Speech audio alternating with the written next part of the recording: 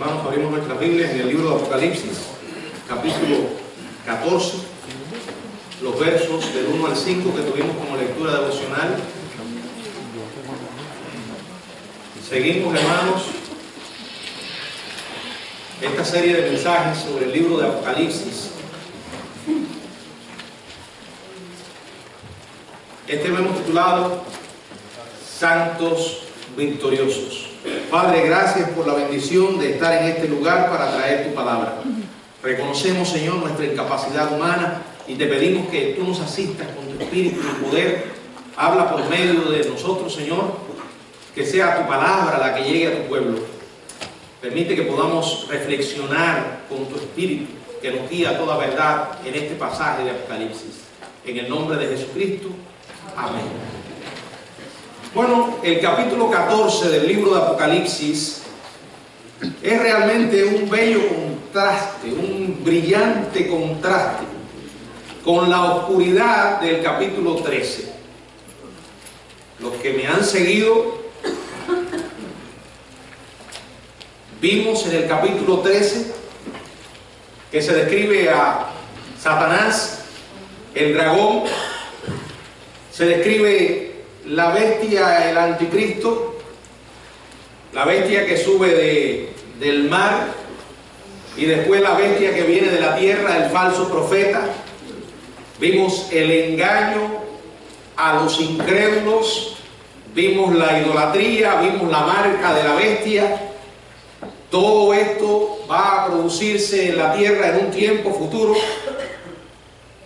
después que comience los 7 años de tribulación, algo que sucederá inmediatamente después que la iglesia sea arrebatada de esta tierra, como dice la palabra, para recibir al Señor en las nubes, y así estaremos para siempre con el Señor. El capítulo 14 describe al Cordero, nos habla de los ángeles, de los santos redimidos, la adoración genuina y a aquellos que son sellados por Dios.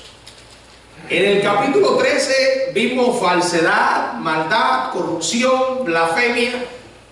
En el capítulo 14 vamos a ver verdad, justicia, pureza, alabanza. Indudablemente un gran contraste entre estos dos capítulos. Además de la importancia profética, este pasaje que nos llega de Dios nos revela aspectos muy importantes, principios prácticos sobre la vida cristiana victoriosa. Recuerden esto, lo vimos en las cartas de Pablo, del Señor a las 7 iglesias de Asia, donde se repite una y otra vez en el mismo libro de Apocalipsis, en los primeros capítulos: al que venciere, al que venciere. No se trata de un grupo especial dentro de la iglesia del Señor. No está describiendo a un grupo de privilegiados. Todo aquel que tiene la fe en Jesucristo a la luz de la Biblia es un vencedor. Dice la Biblia: esta es la victoria que ha vencido al mundo, nuestra fe. Y dice Pablo en Romanos capítulo 8: antes en todas estas cosas somos más que vencedores por medio de aquel que nos amó. Ahora, en este pasaje vamos a ver específicamente a un grupo que se nos presenta como un número que la Biblia nos describe como victoriosos. Vamos a ver 7 características de lo que la Biblia llama los 144.000. Características que podemos emular como cristianos a la hora de vivir la fe que el Señor nos ha dado. La primera. Ahora quiero que nos ubiquemos en este contexto. ¿Quiénes son los 144.000? Les estoy hablando de misioneros judíos que Dios va a levantar en los tiempos de los 7 años de tribulación.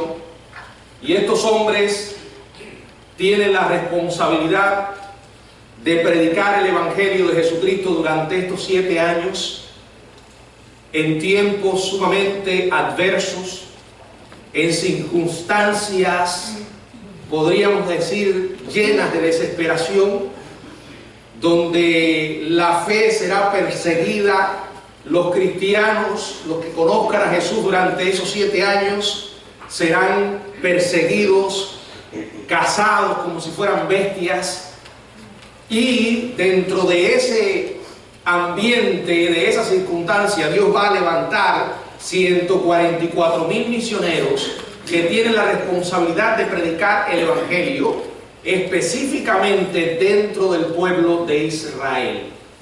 Nosotros creemos, según Romanos capítulo 11, que ellos, Israel, se va a volver a Cristo, pero esto es un proceso que va a comenzar durante los 7 años. Estos hombres van a estar predicando, Dios va a preservar sus vidas en medio de la más despiadada persecución que los elegidos, los cristianos, han experimentado en su historia. Vamos a ver varias características que nos presenta el capítulo 14. La primera es el poder de estos hombres. Verso 1, Apocalipsis capítulo 14, verso 1. Después miré, y he aquí el Cordero que estaba en pie sobre el monte de Sión, y con él 144,000 que tenían el nombre de él y el de su padre escrito en la frente. Esto comienza con una frase: después de esto miré, y he aquí. Esta frase aparece a menudo en este libro de Apocalipsis para indicarnos que vienen seguidamente acontecimientos conmovedores y pasmosos. No es la primera vez, repito, que la vemos. Aparece en el capítulo 4, verso 1, en el capítulo 6, verso 2, en el capítulo 6 también, verso 5, y en el verso 8. Repito, aparece cuando inmediatamente vienen acontecimientos conmovedores y pasmosos. Ahora, lo que atrae la atención de Juan en esta visión fue el impresionante espectáculo que él presencia. Dice el verso: después de esto, después miré y he aquí que el Cordero, y dice la palabra que estaba en pie sobre el monte de Sión. El Cordero aparece varias veces en el libro de Apocalipsis. Por ejemplo, aparece como inmolado, aparece como glorificado, aparece exaltado, aparece como el Redentor, aparece como el pastor de su pueblo, aparece, por ejemplo, en el capítulo 17, verso 14, como Rey de Reyes y Señor de Señores. Ahora aquí aparece nuevamente el Cordero. ¿Quién es el Cordero? Eso no tiene duda, es el Señor Jesucristo. Y dice que aparece sobre el monte de Sión. Esto es un acontecimiento extraordinario en la historia de la redención. El salmista en el Salmo 2 dice lo siguiente en el verso 6 al 9: pero yo he puesto mi rey sobre Sión, mi santo monte. Yo publicaré el decreto. Jehová me ha dicho: mi hijo eres tú, yo te engendré hoy. Pídeme y te daré por herencia a las naciones, y como posesión tuyas los confines de la tierra. También en el Salmo 48, verso 2, se describe el monte de Sión nuevamente. Y en esta ocasión el salmista emplea palabras como hermosa provincia, el gozo de toda la tierra, la ciudad del gran rey. El profeta Isaías, hablando del monte de Sión, también en el capítulo 24, verso 23, escribió: Jehová de los ejércitos reine en el monte de Sión y en Jerusalén, y delante de sus ancianos sea glorioso. Ahora, cuando aparece el Cordero en pie sobre el monte de Sión, se han cumplido estas profecías. ¿Cuándo va a pasar esto? Cuando culminen los 7 años de tribulación. El Señor va a regresar. Dice la palabra que pondrá sus pies sobre el monte de Sión. Ahora, este pasaje está describiendo ese evento, el regreso de Jesús al monte de Sión terrenal. Es algo forzado querer interpretar esto de manera espiritual. Acuérdense el principio que hemos estado siguiendo en la interpretación del libro de Apocalipsis. Si el sentido literal tiene sentido, no le busquemos otro sentido. Y el Señor prometió en muchos pasajes del Antiguo Testamento que Él iba a regresar. La venida de Cristo incluye dos eventos, dos fases. Cristo viene por la iglesia y 7 años después viene con la iglesia. Esa segunda fase se le llama su manifestación gloriosa, porque todo el mundo le va a ver. Ahora dice la palabra que llega al monte de Sión, no se refiere al cielo. Porque si fuera el cielo, quiere decir que estos 144.000 misioneros que han estado predicando durante 7 años se murieron. Y eso nos lo dice el libro de Apocalipsis. Acuérdense que ellos están marcados por el sello de Dios, y ese sello indica que estos hombres van a sobrevivir estos terribles 7 años de tribulación y de persecución, especialmente dirigida sobre el pueblo judío. Dios los va a preservar en medio del fuego. Ellos tienen una misión, la van a cumplir. Ahora aquí dice que se oyó una voz que venía ¿de dónde? Venía del cielo. Está en el verso 2, ahí comenzando. ¿Qué les dice eso? Que ellos están en la tierra. No tiene sentido que si estuvieran en el cielo y que si el monte de Sion fuera celestial, hablara de cielo. Ahora, en este grupo hay 144.000. Yo creo que ustedes, aunque conozcan muy poco del libro de Apocalipsis, probablemente esta cifra les sea familiar. Específicamente por la propaganda que le ha dado una secta que todos los días, todos los sábados, le van a tocar la puerta de su casa y le van a decir que ellos son uno de los 144.000, o que son los 144.000 son de su secta, de su grupo. Ellos dicen que esto es un número simbólico. Así. La pregunta es, bueno, tú dices que es simbólico. ¿Y qué simboliza? Afirman que simboliza a la iglesia. Otros dicen que simboliza a los santos de la tribulación, los que van a morir durante la tribulación. O a los cristianos más consagrados y sobresalientes a lo largo de la historia, que están ya en el cielo, reunidos para esta escena. Y están este grupo, ya ustedes saben de quién les estoy hablando, de los falsos testigos de Jehová. Ellos insisten que ellos son los 144.000. Ahora tienen un gran problema, porque si tienen más de 144.000 seguidores, algunos se quedaron fuera. Pero hermanos, esto es especulaciones. Vamos a tomar lo que dice simplemente la Biblia, y no pongamos en la Biblia lo que la Biblia no dice. No pongamos en la boca de Dios lo que Dios no ha dicho. Son especulaciones de carácter personal que alteran el sentido simple de la palabra de Dios. Este grupo son 144.000 personas, vivas y reales. 12.000, dice la palabra, de cada una de las 12 tribus de Israel. En el capítulo 7, ya vimos acerca de estos 144.000 que fueron sellados. Y dice la palabra ahí en el capítulo 7, aparece claramente quiénes son.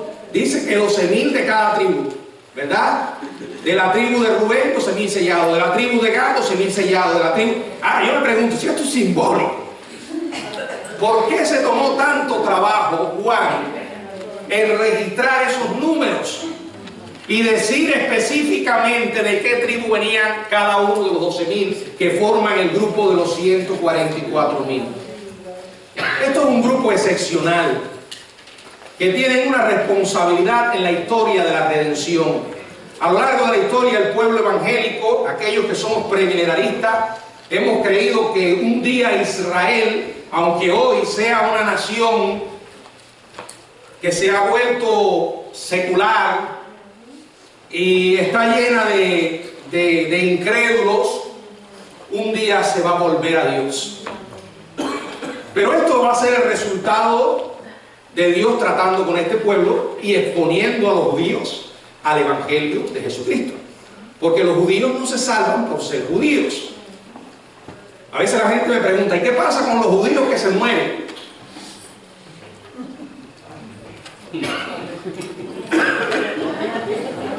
Están perdidos.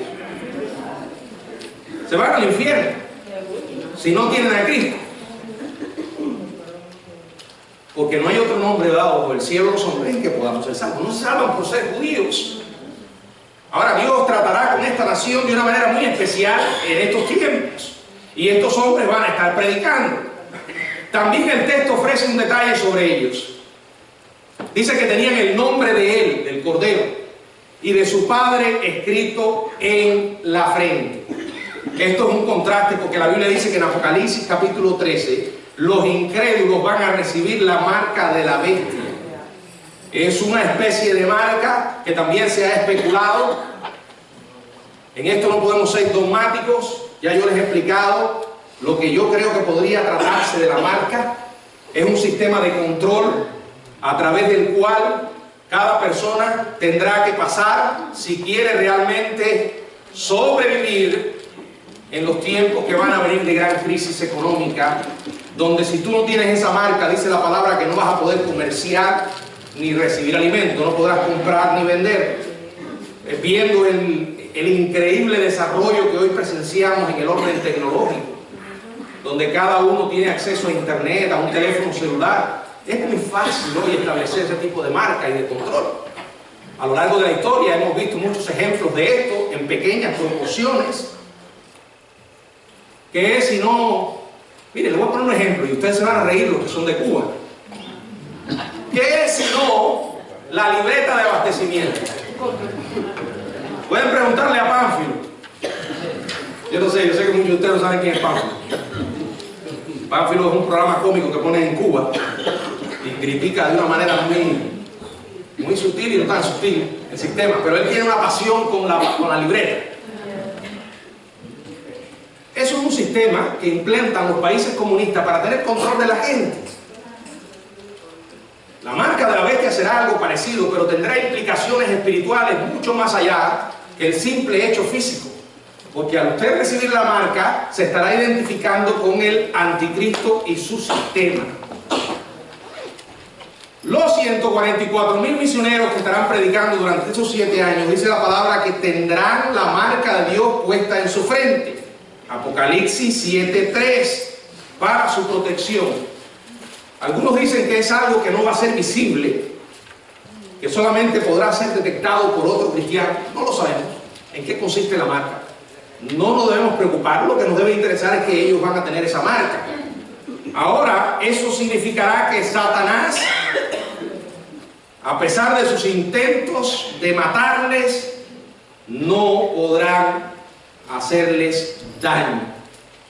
Estos hombres con toda autoridad estarán predicando la verdad del Evangelio, llamando a los pecadores a arrepentirse, a volverse a Jesucristo. Estarán diciéndole a la gente: esto que ustedes están viendo hoy es el juicio de Dios, es la ira de Dios que ha sido derramada sobre los incrédulos. Ese personaje que ustedes están adorando y que consideran el líder máximo que ha venido a traerle respuesta a sus necesidades, ese es el hijo del diablo, es el anticristo. Y si ustedes no se arrepienten hoy, van a perecer. Me imagino a estos hombres predicando al estilo de los profetas del Antiguo Testamento, al estilo de los apóstoles en el Nuevo Testamento. Hombres que hablarán del pecado, hombres que llamarán al arrepentimiento. Dos palabras que hoy han desaparecido del contexto evangélico. Hoy no se habla del pecado, mucho menos se le dice a la gente que tiene que arrepentirse. Bueno, en definitiva, si no hay pecado, no tienes que arrepentirte.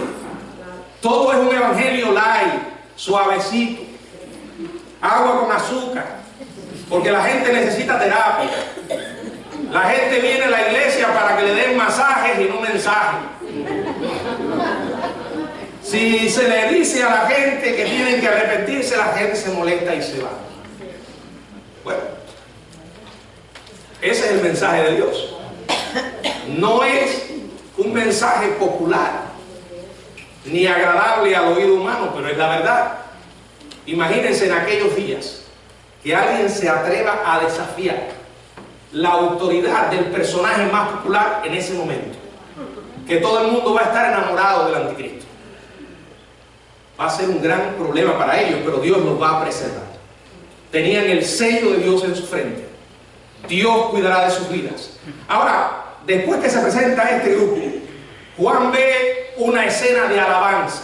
Una alabanza que viene desde el cielo, por los santos que están en el cielo, y se unen los santos que están en la tierra.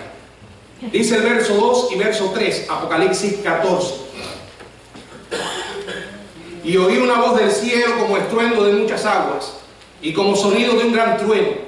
Y la voz que oí era como de arpistas que tocaban un arpa, y cantaban un cántico nuevo delante del trono, y delante de los 4 seres vivientes, y de los ancianos.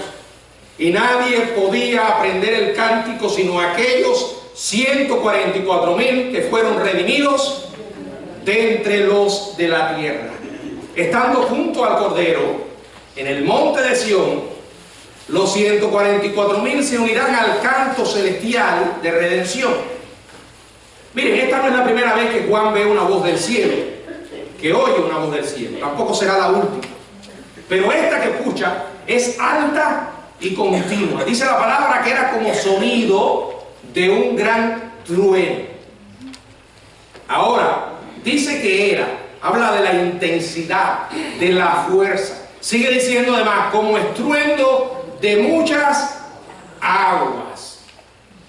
Pero no era un sonido sin sentido, sin vida, sin forma. No, tenía categoría de música, porque dice como de arpistas que tocaban sus arpas. Los arpistas y las arpas sugieren que la voz expresaba no juicio, sino gozo. El arpa, ese instrumento hermoso que casi hoy no abunda. Si usted quiere ver un arpa, vaya a ver a los Rogers. Ellos tienen allí el arpa, algo majestuoso, un instrumento hermoso. Siempre que se usaba en el Antiguo Testamento, estaba asociada con alabanza. Y eso es lo que representa aquí, una alabanza, una expresión de adoración, porque está llegando el fin para el anticristo y sus seguidores. Está llegando el juicio de Dios. Los 7 años van a terminar. Cristo implantará su reino de 1000 años sobre la tierra. Y dice que era un cántico nuevo, cantado en el cielo, delante del trono de los 4 seres vivientes. Son ángeles, una especie de un rango dentro de los ángeles. Los ancianos ya vimos que era una representación de la iglesia que estará en el cielo. Ahora la alabanza del cielo se desborda hasta la tierra. Acuérdense que el Señor vendrá y con Él todos sus santos, dice la palabra del Señor. Ahora es un cántico nuevo que nadie podía aprender sino aquellos 144,000 que fueron redimidos entre los de la tierra. La gente que no conoce de Dios, la gente que no ha nacido de nuevo, no puede adorar a Dios. Cantar puede, hacer bulla puede, pero no adorar. Este cántico de redención solo puede ser cantado por los redimidos, y aquí explica específicamente quiénes, los 144,000. Una vida regenerada es una vida agradecida. Cuando por la gracia de Dios entendemos lo que Dios hizo al enviar a su Hijo a morir allí en la cruz por nuestros pecados, no puede haber otra respuesta que no sea la gratitud. Y una manera que tenemos para expresar gratitud es adorando, es alabando. Todos aquellos en ese momento especial de la historia estarán alabando. Pero se nos ofrece más detalle. Ahora se nos habla de la vida de estos 144,000, su integridad, su pureza. Dice el verso 4, la primera parte: estos son los que no se contaminaron con mujeres, pues son vírgenes. En medio del periodo oscuro de la tribulación, donde no solamente habrá idolatría, violencia, sino un desenfreno sexual sin precedentes, algo en lo que hoy estamos prácticamente viviendo, donde la familia está a punto de extinguirse, donde se ha convertido en el blanco principal de ataque del diablo, destruir el hogar, la familia, que fue creada por Dios, porque Él sabe que si destruye la familia, destruye la sociedad. ¿Qué es sino eso de que se pueden casar personas del mismo sexo? ¿Cuál es sino la agenda que tiene la llamada ideología de género? Yo le decía a los jóvenes, oye, a veces uso la palabra pareja con miedo. Mi pareja está en mi casa, tengo que usarlo con miedo. Que alguien lo interprete mal, porque ahora pareja es sinónimo de homosexualidad o lesbianismo. Y familia ha sido redefinido el concepto de familia. Para poder llegar a eso hay que pisotear este libro. Es como cuando usted llega a una habitación, lo primero que hace, apagar la luz. La luz vino al mundo y los hombres amaron más las tinieblas que la luz. Ahora usted apaga la luz y ¿qué va a ocurrir? Vienen las consecuencias. Sin luz va a tropezar. Y si tropieza, se va a caer. ¿Me va a negar usted que no estamos viviendo en una sociedad donde la gente anda dando tropezones? Porque cuando usted quita la regla, el manual, todo vale. Entonces, si ahora, como yo dije hace poco, salió una noticia de un tipo ya viejo, con 3 hijos, creo, 2, que un día dijo, me siento como una niña de 4 años. Dejó a su mujer, dejó a sus hijos. No solamente actuó como un necio, sino que más necios fueron los que lo recibieron en su casa y lo están atendiendo como una niñita de 4 años.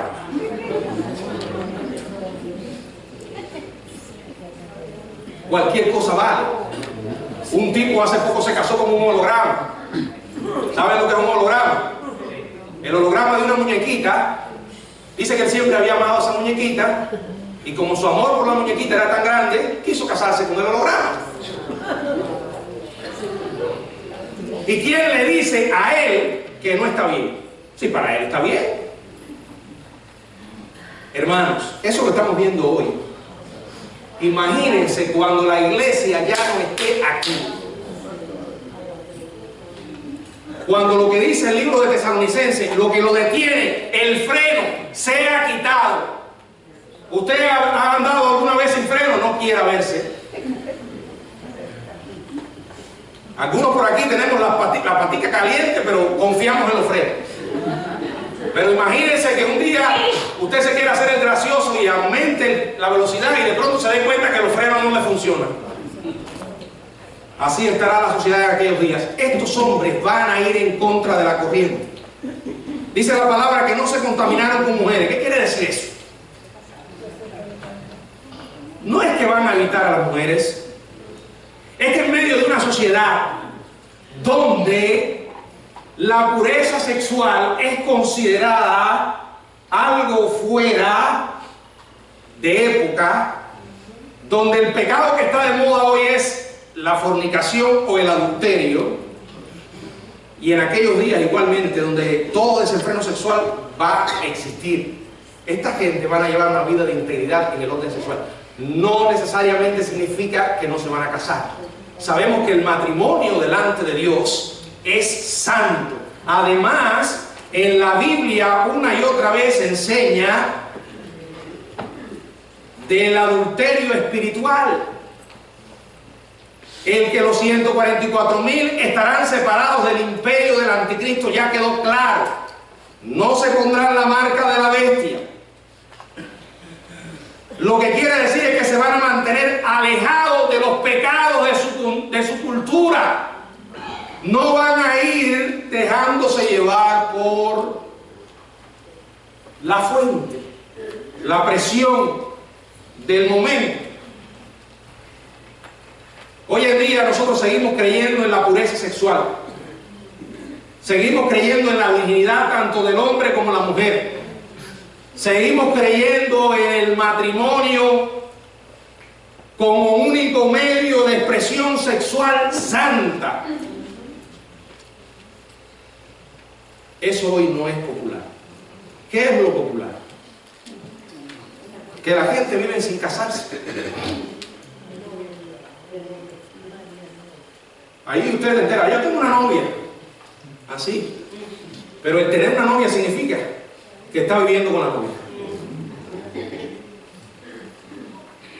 Y está bien porque todo el mundo lo hace. Y algunos cristianos se han vuelto cristianos permitiendo esto. Miren, el hecho de que un pecado sea muy popular no cambia la verdad de que sigue siendo pecado. Porque todo el mundo haga una cosa no significa que está bien. Este desenfreno, esta locura en la que estamos viviendo hoy y que amenaza con arrastrar a muchos que se identifican como cristianos, en aquellos días va a ser mucho mayor. La regla número 1 del anticristo va a ser: aquí todo vale. Si tú te sientes bien, hazlo. Es como alguien dijo, esta es una sociedad que piensa con las emociones. Hazlo, si tú no le haces daño a nadie. Esa es hoy la ideología política de algunos grupos aquí en los Estados Unidos. Todo vale, todo. Si tú te sientes bien, si tú te sientes bien abortando una criatura que al otro día va a nacer, está bien. Tú te sientes bien, tú eres la dueña de tu cuerpo. Esa criatura, aunque tenga ya 9 meses, no es una vida humana. Puedes matarla, puedes masacrarla. Ahora, lo increíble no es que a alguien se le ocurra estas barbaridades, sino que tanta gente lo considere correcto. Entonces la vida de un perro vale más que un bebé. Porque está en el vientre, no es un ser vivo. No. Y no dice el Salmo 139, David dijo que desde el vientre de mi madre ya me conocías, me diseñaste. Todas las cosas estaban escritas para luego ser formadas. Entonces, si matas a un perro o pescas una ballena o matas no sé qué, eres abominable. Pero si haces un aborto, practicas un aborto, no, eso está bien. ¿Así? ¿Quién pone las reglas? ¿El hombre? Una regla muy débil, hermanos. Porque por naturaleza nosotros no amamos lo bueno. Nos encanta lo malo. Lo bueno es algo que tenemos que aprender. ¿Por qué los padres enseñamos a nuestros hijos? Porque queremos que aprendan a ser buenas mujeres y buenos hombres. Pero lo malo no. Usted ha visto que un padre enseñándole a los hijos lo malo, no hay que enseñarse. Se les pega. Tenemos que aprender a ser buenos, porque dice la Biblia que los hombres amamos más las tinieblas que la luz, porque nuestras obras son malas. Ay de aquel que ponga en un altar a otro hombre, porque ha creado un Dios mudo.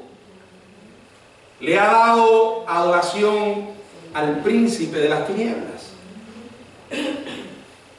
Decir hoy en un centro estudiantil, una muchacha, yo soy virgen, probablemente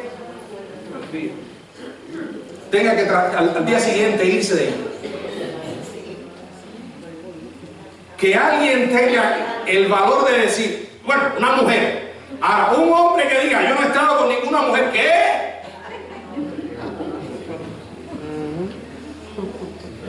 Porque ¿qué es lo que existe hoy? El desenfreno sexual. Entonces la gente se acuesta con quien quiera y quiere escapar de las consecuencias. Tienen relaciones sexuales, la mujer sale embarazada, ahora el bebé que sufra las consecuencias. Y el mensaje que estamos transmitiendo a las nuevas generaciones es que tú puedes tomar decisiones equivocadas y escapar de las consecuencias. Estamos viviendo en una sociedad que está fomentando la irresponsabilidad. La gente hace barbaridades y quiere escapar libre. Una de las cosas que va a marcar la vida de estas personas va a ser su integridad sexual, espiritual. Ellos van a ir en contra de la corriente. Permítame decirles, ser cristiano no es fácil. Llegamos al cielo por gracia. No nos cuesta nada, le costó a Dios. Pero la vida cristiana verdadera es una vida de integridad y de renuncia. Tienes que aprender a decir que no cuando todo el mundo dice que sí. Tienes que tener el valor de ponerte de pie y decir lo que crees cuando todos se quedan sentados. Ahora, si dices lo que piensas, entonces eres un homofóbico, un intolerante, eres un retrógrado, y algunos por miedo se quedan callados. Hermanos, sí hay consecuencias, no podemos negar que habrá consecuencias, pero cuando tú estás dispuesto a pagar el precio, lo haces. Estos hombres lo van a hacer. Su vida se va a caracterizar por una vida de lealtad. Miren lo que dice el verso 4, la segunda parte. Estos siguen al Cordero por donde quiera que va. El Señor dijo, mis ovejas oyen mi voz y me siguen. A veces el camino va a tener peñascos, incomodidades, pero qué bueno, esas son señales de que estamos por el camino correcto. Tú no puedes esperar que todo el mundo te abra los brazos y te reciba con una sonrisa. ¿Por qué? Porque el mundo dice que aborrece a Dios. Y cada día será mayor este aborrecimiento. La Biblia dice que el propósito de estos hombres, en el verso 4, la tercera parte, estos fueron redimidos de entre los hombres como primicia para Dios y para el Cordero. Redimidos de entre los hombres, fueron salvos, fueron comprados con un propósito especial. Dice primicias para Dios y para el Cordero. ¿Saben lo que eran las primicias en el Antiguo Testamento? La primera parte de un cultivo que se esperaba. Entonces se esperaba, o sea, se ofrendaba a Dios como un acto de fe, creyendo que lo que iba a venir era aún mejor y Dios haría lo que prometió que haría. Los primeros frutos, estos 844,000 serán primicias. Son las primicias ¿de qué? De lo que va a venir. Ellos serán los primeros dentro de una nación que tuvo el privilegio de ser elegidos por Dios para un propósito. Se rebelaron una y otra vez y a lo largo de la historia Dios les ha estado disciplinando y castigando por su pecado. Pero al fin de los tiempos esta nación se va a volver a Dios. Dios no ha desechado a su pueblo, dice la Biblia. Querer pensar que ya Dios terminó con Israel es negar las Escrituras. No se trata de la fidelidad de Israel. No es por lo bueno que ha sido Israel. Es por la fidelidad de Dios en cumplir lo que Él ha prometido. Y Dios va a llevar adelante ese propósito usando a estas personas.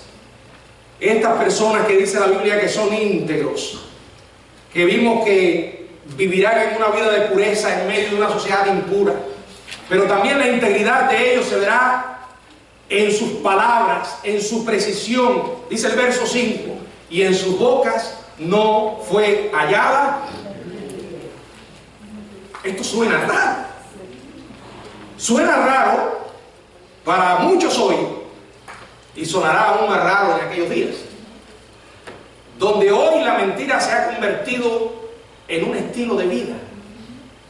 Porque la gente desde muy temprano aprende que la mentira funciona. Los niños generalmente siempre dicen la verdad. No importa de quién se trata. Ya yo he contado esta historia, pero ya saben, cuando uno va envejeciendo, repite lo mismo. Qué bueno. Cuando yo era miembro de la iglesia de Artemisa, un día me puse a jugar con la hija del pastor. Y de pronto ella me mira y se me queda así y me dice: Miguel, mi hermanito, mira que tú estás feito.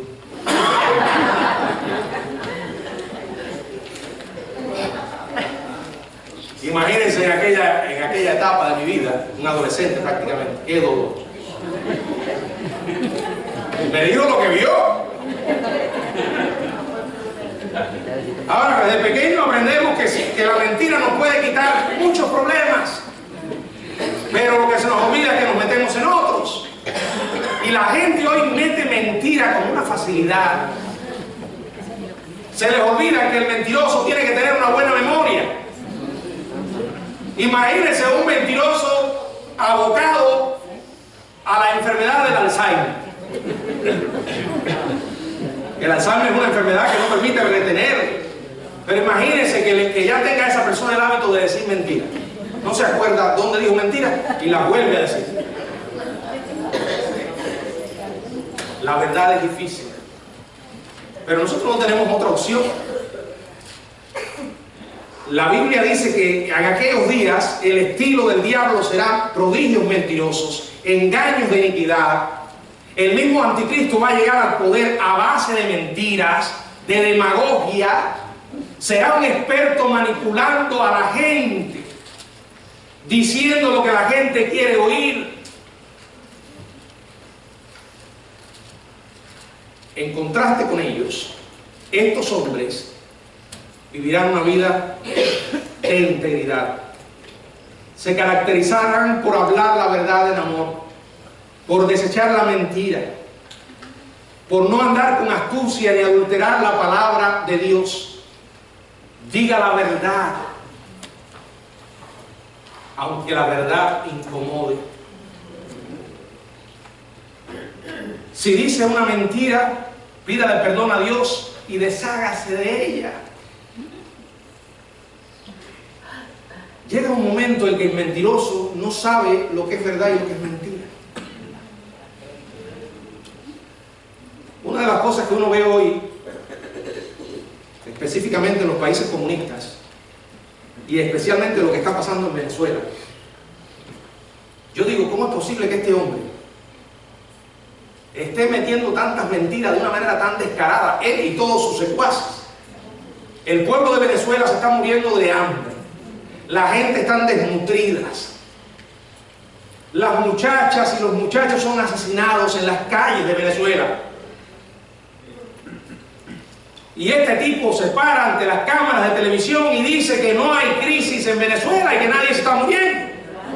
Bueno, antes, cuando no existía el internet, lo decían y la gente se lo creía.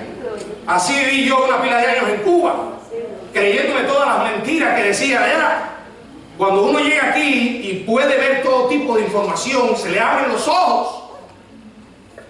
Ahora, la mentira es un estilo de vida en muchos políticos. Y el anticristo será un genio en mentir. Y estos hombres dirán la verdad.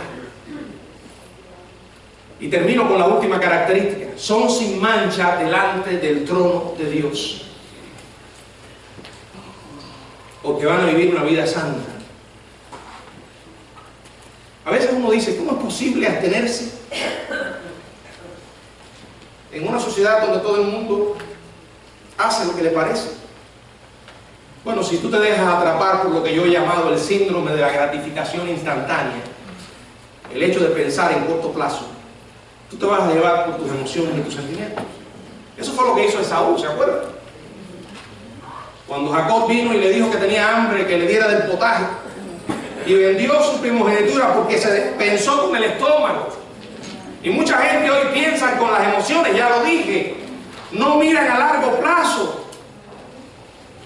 Es mejor sacrificarse hoy y decir que no al pecado y pensar que aquí solo estamos de paso. Ser santos, estar sin mancha delante de Dios, hoy no significa ser perfecto, porque ninguno de nosotros lo es. Significa que somos justificados en Cristo. Amén. Y que la santidad es la obra que Él hace en nosotros. Pero hermanos, si algo tiene que haber en nuestra vida es la humildad para reconocer cuando hemos pecado y pedirle a Dios que nos ayude. Estos hombres serán hombres especiales para un tiempo especial. Profetas que Dios va a levantar para predicar sin importar las consecuencias. Ahora, ¿saben por qué estos hombres quedaron registrados en el Apocalipsis y harán lo que harán? Porque, hermanos, ellos creían en el Señor y en el poder de su mensaje. Yo les voy a hacer una pregunta. ¿Usted realmente cree que el Evangelio es poder de Dios para salvación? ¿Usted realmente cree que la mayor necesidad del hombre es Jesucristo?